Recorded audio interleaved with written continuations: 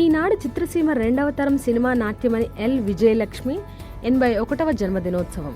ఈ సందర్భంగా ఆమె జీవిత విశేషాలు, చిత్రరంగంలో ఆమె నాట్య నటన సోబగులు మీకోసం. ఈమె తల్లి కాంతిమతి వీణా వాయిద్యకారిణి, తండ్రి లక్ష్మణన్ విద్యావేత్త. ఈమె 1944 సంవత్సరంలో మే 5న ప్రస్తుత తమిళనాడులోని తిరునల్వేలిలో జన్మించారు. ఈమెకు నాట్యం అంటే ఎంతో ఆసక్తి. ఈమెకు తల్లిదండ్రులు సరైన భరతనాట్యం నాట్యాచార్యులతో నేర్పించారు. నాట్య విద్య పూర్తి చేసి ఆనాడు మద్రాసు నాట్యశాలలో ప్రోగ్రాం చేసింది. ఈమె నాట్యం చూసి నిర్మాతలు, దర్శకులు తొలిసారిగా తెలుగు సినిమాలలో, ఆ తర్వాత తమిళ సినిమాలలో నటించే అవకాశం ఇచ్చారు. చిత్రసీమలో ఈమె 1960 నుండి 69 వరకు భరతనాట్య కళాకారిణిగా తెలుగు, తమిళ, మలయాళం, హిందీ భాషలలో 130కి పైగా సినిమాలలో నటించారు. ఈమె తెలుగు చిత్రాలతో పాటు తమిళంలో 39, హిందీలో 4, మలయాళంలో 4, కన్నడంలో 2 చిత్రాల్లో నటించారు. ఈమె 1969లో మనీలాలో పనిచేస్తున్న వ్యవసాయ శాస్త్రజ్ఞుడు సురజిత్ కుమార్ డి దత్తాను పెళ్లి చేసుకుని మనీలాలో స్థిరపడింది. ఈమెకు ఒక కొడుకు 1970లో పుట్టాడు. ఆ అబ్బాయి పేరు రాజ్ కుమార్.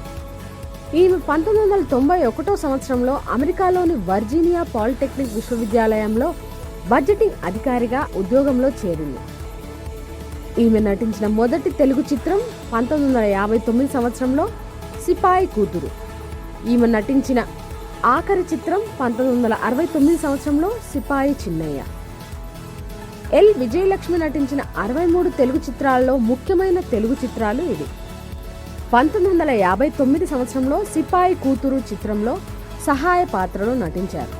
1961లో జగదేక వీరుని కథా చిత్రంలో నాగపుత్రికగా, 1962లో గుండమ్మ కథా చిత్రంలో పద్మగా, 1962 సంవత్సరంలో మహామంత్రి తిమ్మరుసు చిత్రంలో చిన్నాదేవిగా, 1963లో నర్తనశాల చిత్రంలో ఉత్తరగా, 1964 బొబ్బిలి యుద్ధం చిత్రంలో నర్తకిగా, 1964లో రాముడు భీముడు చిత్రంలో శాంతగా, 1965లో మంగమ్మ శపథం చిత్రంలో విజయగా, 1966లో పరమానంద శిష్యుల కథ చిత్రంలో రాజనర్తకిగా, 1967లో శ్రీకృష్ణ అవతారం చిత్రంలో కాలిందిగా, భక్త ప్రహ్లాద చిత్రంలో హిరణ్యకశిపుని ఆస్థానంలో నర్తకిగా, 1966లో పల్నాటి యుద్ధం చిత్రంలో సుబ్బాయిగా, పిడుగురాముడు చిత్రంలో ఛాయగా, 1967 భామా విజయం చిత్రంలో నాట్యకాంతగా,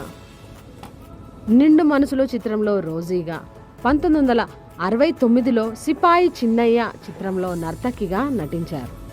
ఇది ఈనాటి మన చిత్రసీమ 2వ తరం సినిమా నాట్యమణి ఎల్ విజయలక్ష్మి జీవిత విశేషాలు. చిత్రరంగంలో ఆమె చిత్రాలలో నాట్య నటన సోబగులు వినిపించి చూపించి ముగిస్తున్నాం.